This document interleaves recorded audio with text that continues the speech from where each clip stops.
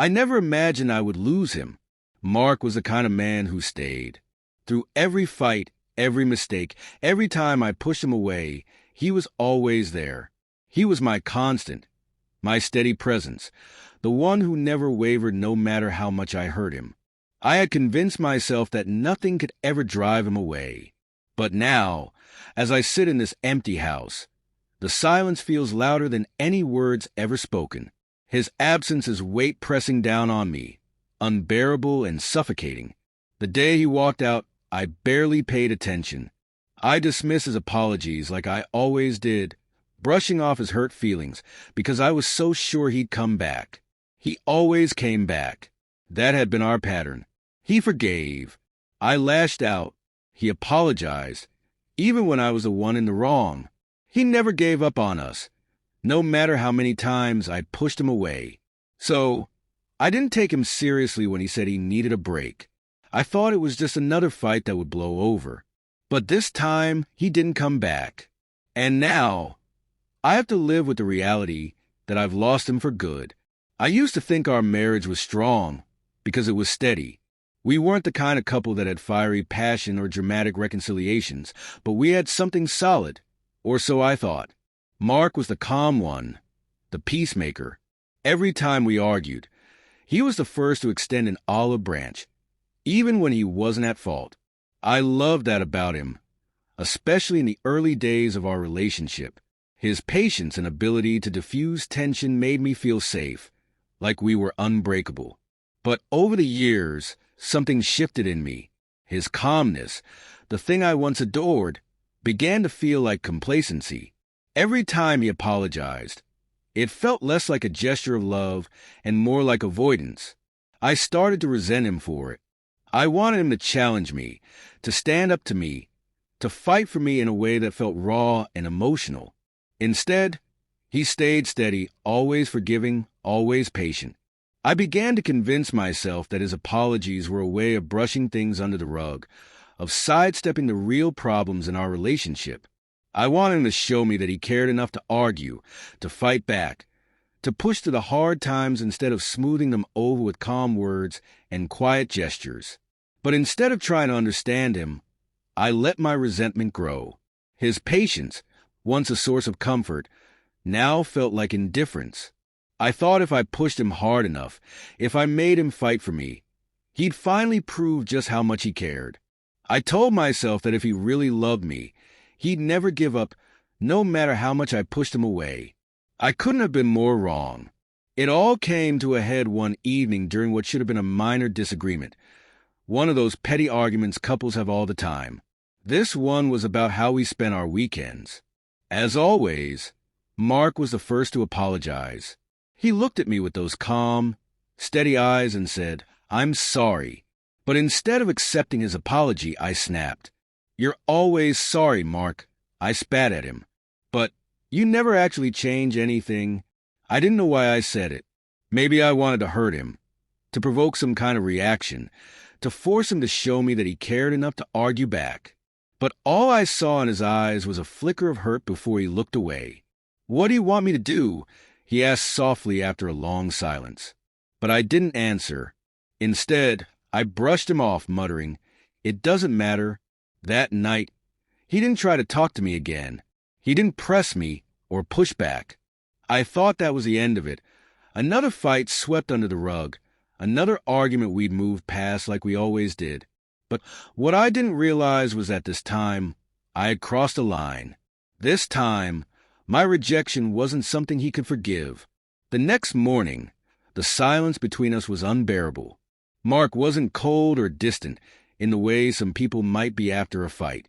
He wasn't angry or bitter. But there was something different about him, a quiet resignation that I couldn't quite put my finger on. He went about his day as usual, but I could feel the space between us widening. I told myself it was just a mood, that he'd come around eventually. After all, he always had. But as the days turned into weeks, I started to notice the little things. He stopped bringing me coffee in the mornings, something he'd done every day since we got married. He stopped texting me during the day to check in, stopped making the small jokes that used to make me smile. The little gestures that had always been the glue holding us together were gone, and their absence was like a gaping hole in my life. I tried to talk to him, but every time I did, his responses were polite and distant. He wasn't angry, but he wasn't engaged either. He wasn't fighting with me, but he wasn't fighting for me anymore. He was letting go, and I didn't know how to stop it. Then one evening, he came home and quietly sat me down at the kitchen table. I thought he was going to suggest a way to fix things, a weekend getaway, maybe, or some grand gesture to make things right. Instead, he looked at me with a mixture of sadness and resolve and said the words I never thought I'd hear. "I can't do this anymore." I froze, my mind racing. "What do you mean?" I asked, my voice barely above a whisper. "I've tried," he said, his voice steady but laced with pain. "I've tried to make this work, but every time I apologize, every time I try to fix things, you push me further away. I've been fighting for this marriage alone, and I can't do it anymore. I don't have anything left to give." I begged him to reconsider. I promised I would change, that I'd do better. But he just shook his head. "I needed you to meet me halfway," he said softly. "But you didn't. And now it's too late." He stood up, kissed me gently on the forehead, and walked out the door with nothing but his car keys. And just like that, he was gone. At first, I told myself he'd come back. He always came back. But as the hours turned into days, I realized this time was different. This time, he wasn't coming back. The house feels unbearably empty now. Everywhere I turn, I see reminders of him. The scent of his cologne still lingering in the air, the coffee mug he used to leave on the counter, the way his favorite chair looks untouched. I tried calling him, texting him, but his responses were short and impersonal. "I need time. Please don't make this harder." Those words broke me. For the first time, I truly understood what I had done. I had taken his love, his patience, his unwavering support for granted. I had pushed him to his breaking point, believing he would never leave. But everyone has their limits, even Mark. As the days turned into weeks, I was forced to confront the truth. Mark wasn't just gone physically. He had taken something with him. He had taken the part of me that believed love could always be fixed. I had spent so much time waiting for him to fight for me that I didn't see he already had. Over and over again, he fought for us, and I had pushed him away every time. Now, all I have left is regret. I see now that Mark's love wasn't loud or dramatic. It was quiet and steady. The kind of love that doesn't demand attention, but instead shows up every single day. And I threw it away because I couldn't appreciate what I had.